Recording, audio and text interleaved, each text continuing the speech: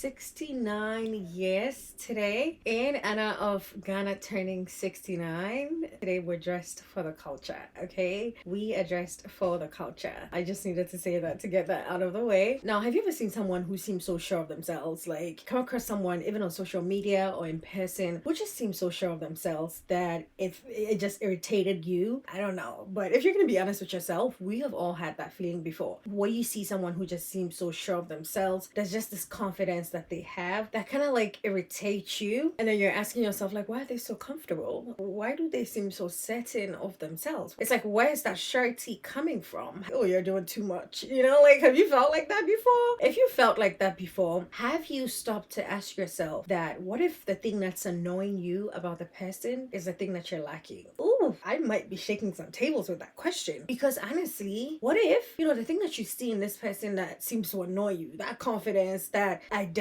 stability that you see in this person that annoys you, what if that's the thing that you are lacking, and so that's why you're irritated by it? Yep, just pause to think about it, okay? Because today we're going to be talking about identity stability, and that's very exciting for me because last week we talked about stability, just overall stability, and then I gave you guys some practical tips on how to build stability. But this week I want us to focus only on identity stability, being self-aware. Who are you?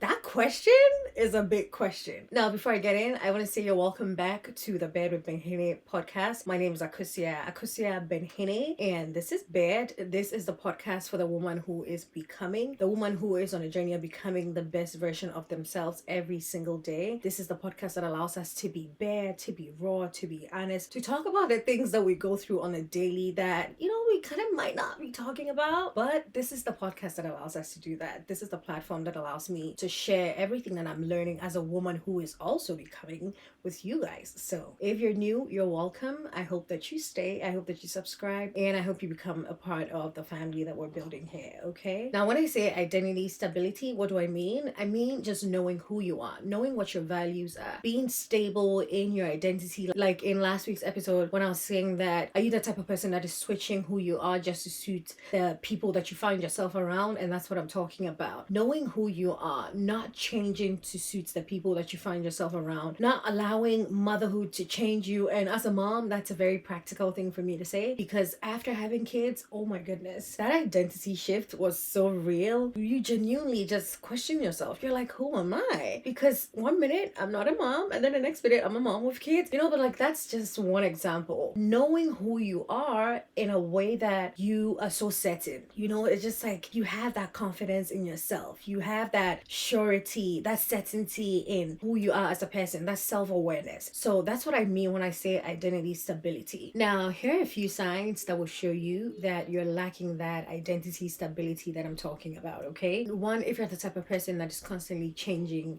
just to receive more love from people, you're just always switching your personality everywhere you find yourself. You don't have one self that people can say, oh yeah, this is who she is, or this is who I know her to be. You're always a different person depending on where you find yourself. That's one thing. Another thing is if you're constantly over explaining yourself. That's one big thing, and I say it a lot on this podcast. Over explaining yourself is one key, that you're not comfortable or confident in who you are, and you just want people to like you, so you're constantly trying to say things to get people, to give you that attention. Another thing is if you constantly need external validation. That is one big thing. If you're always looking out for external validation from people, like every time you do something you're looking for an accolade, which I have said before, it's a big thing, but that's also one big sign that shows that you lack that identity stability. Another thing is also getting irritated when you see someone's confidence, like I was saying in the beginning, when you see someone just being so sure of themselves, it rubs you the wrong way. You're like, why are they so confident? It's like, oh, they're doing too much. No, they're not doing too much. You're just lacking that identity stability. And then another sign that I can add to it is if you're always scared to disappoint people. It's like, oh, I don't know what she'll think of me. Oh, I have to do this because I don't want her to feel a certain type of way. And we all say it, we all do it, okay? And it might not always be in the wrong way, or it might not always be a tip or a sign that you lack that identity stability because you're just the type of person that cares. But we all know that there's a level to it. There's caring for people, and there's just trying to please people. Well, sometimes people say, oh, I'm just a caring person. Oh, I do this because I care for people. No, maybe sometimes you're just a people pleaser. Maybe sometimes you just feel like you need to do more just to get love from people. So these are a few signs, okay? These are a few signs that will show you that you're lacking that identity stability, or you just don't have that self-awareness. You just don't have that sure of yourself, like I'm sure of myself. You know what I'm saying? These are a few signs to show you that you're lacking that. Now let's get into some practical tools on how to build some identity stability, or just how to overall work on being sure of yourself, having that self that makes you confident, having that self that you're not scared to show up as yourself wherever you find yourself because you're very sure. You know what I'm saying? It's like your confidence in yourself, and it's not just confident, you're comfortable. Let me even take the confidence away just a little bit. You know what I'm saying? Because even though we're all trying to build confidence, it's comfortability in yourself that helps you to build confidence. So if you didn't hear it, let me just say it back. It's being comfortable in who you are, being comfortable with everything that you stand for, everything that you value. Going back to the values, everything that you value, everything that you stand for, everything that you know that you are, having strong boundaries. It's like creating an identity that you're comfortable in, and so you're confident in that identity. So that's what I'm talking about. These are some practical tips on how you can do that, tips that I'm using to help me do that. And so I'm always going to share with my girls. Do you know what I mean? So yeah. Okay, so now the first thing I'm going to say is I want you to do a self-audit, okay? I want you to write down 5 traits, 5 things that you can say about yourself that are like your traits. Like a few traits that I can say about myself. I'm definitely a strong person. I would say that. I'm a peacemaker. I love resolution. I love conflict resolution, and then not just conflict resolution. Like whenever I think of something or whenever a problem comes up, I'm always trying to think of like, how can we solve it? It's like, what can we do to get a resolution? Because I don't like to stress too much. So I always like to look for, a resolution. But these are just some examples to get you to figure out what type of traits you want to write down. But what I want you to do is write down 5 traits, and I want you to audit the influences for these traits. So for example, when I say I'm a strong person, am I a strong person because I have chosen to be a strong person, or because I have learned to be a strong person from the people around me, or from, life circumstances or stuff like that? So that's the type of audits that I want you to do. You write down 1 trait, and then you ask yourself, are you this person because you chose to be this person, or because you have learned to be that person, because you're in survival mode? That's kind of like how I want you to look at it. And this auditing is going to be so good for you because it will show you a lot of the things that you have chosen to be, which in turn has made you the person that you are today, or a lot of the things that you have learned to be and has made you who you are, but it's also like survival mode. It's just like your nervous system is always not regulated because you have learned to do a lot of things that has built this self that, you're not so confident in because it's not truly who you are. It's things that you've had to learn. It's things that you've picked from people around you, things that you're doing to suit the people around you. It's like, it is not truly who you are. And this auditing will help you to answer some very tough questions. I'll tell you that. I will tell you that. This audit will help you to answer some very tough questions. It will help you to know a lot of things about you that you chose, that you decided that you want for yourself, or that you had to do, just to compromise, or, fit in the environment that you live in, or fit in the people that you live with. It's a lot of things, but you need to do that self-audit because that's where you can start from. Auditing your influences can answer a lot of the questions for you, and then you can move on from there. It's like the foundation. It's like the groundwork. It's like doing the shadow work, and then we can move from there. Now, my tip number 2 is I want you to build some sort of integrity for yourself as a person. And when I say build integrity, if you say you value something, I want you to stand for it. I want your actions, like when people say practice what you preach, that's what I'm trying to say right here. When you say you stand for something, when you say you value something, like when you say you value health, make sure that your life shows that. Make sure that your everyday action shows that you value your health. You're doing some sort of walk, you're watching what you're eating, you're working out, something like that. When you say you value growth, say, oh, I'm all about growth. What are you doing to show that you're all about growth? Are you reading? Are you researching? Are you networking with people that are allowing you to grow? Like what are you doing that shows that you are the things that you say that you value? If you say these are your values, how is that showing up in your everyday life? You need to be a woman of your word. And that's one thing that I've been saying a lot. Like I say it a lot, okay? I'm a woman of my word. And so when I give you my word, I let my word do the talking because I know that my actions will follow up. It just makes sense to me to make sure that your words are matching your action. And I'm not trying to say that I'm perfect. No, obviously I have my faults. But I'm trying to say that if you say you value something, you need to let your life be a living proof prove that this is what she says she values and this is exactly what her life looks like. Like that goes to show that you're really who you say you are. Like, people don't even have to do any guesswork, because when you say something, that's what you do. When you say you value something, that's exactly what your life looks like. You know what I'm saying? So I need you to do that micro, not even so much micro, but like give yourself some integrity, show yourself some integrity. Because one thing I've come to learn is that being stable in your identity and overall being confident in your identity, it grows when your actions matches what you say. It matches your words. You know what I'm saying? Like, if your actions and your words are literally going hand in hand, people don't have to do the guesswork. Like I said, people don't have to try to guess who you are, because they know you are exactly who you say you are. And you know what that would do? That would build trust with the people around you, because whenever you say something, they trust your word because they know that you're going to do exactly as you say. You know what I'm saying? And that's how you need to work on building that identity stability, or that confidence in your identity that I'm talking about. That's self-awareness. That's what you need to do, because they know that your actions are going to follow your words. And that's what I'm trying to say. So I need you to build that integrity with yourself, and you can start small. Okay, if you say you value health, make sure that you have everyday life activities that is showing that you value health. You don't have to make crazy changes right now, but at least dedicating a few minutes in a day to do some workout, do a walk here and there, making sure that you're conscious of what you're eating, dedicating some time to reading because you're dedicated to growing, you value growth. You know what I mean? So start small, little by little, start proving to yourself, or start, building that integrity with yourself, just by letting your actions match what you say you value, what your words are, letting your actions show that you're growing in that regard. Now, tip number 3, I'm gonna say practice disappointing people. Okay, and this is probably my favorite.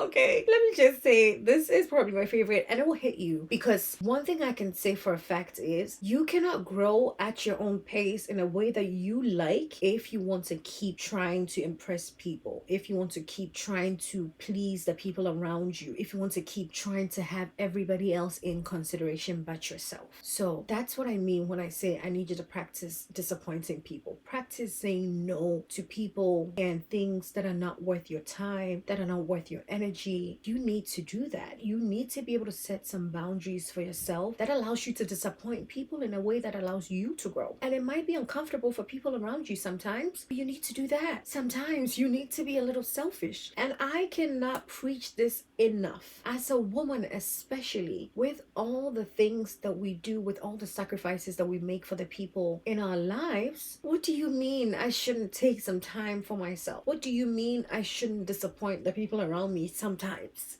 Just sometimes, just to be able to put myself first. You know that your people-pleasing attitude is making you say yes to every single thing that is not even worth your time, not worth your energy. And that's what I mean when I say that. You're gonna have to disappoint some people, disappoint with love. It's like there is some type of disappointment. And obviously, everything that you do and everything that you say, there's a way and manner in which you would say it that will hit the next person, and there's a way that you can say that will show them that no, you're just trying to take some time for yourself to build on yourself. And anybody that doesn't want to give you time to build yourself, they obviously don't want the best for you, and you don't want that type of person in your life. Like, why waste your time with someone who doesn't want to give you time to grow? Because you can only be better if you grow. You can only feed into whatever other relationship you have if you grow, if you better yourself. You need to be able to disappoint people. Sometimes that's all you need to do, setting boundaries for yourself and for the people around you, and just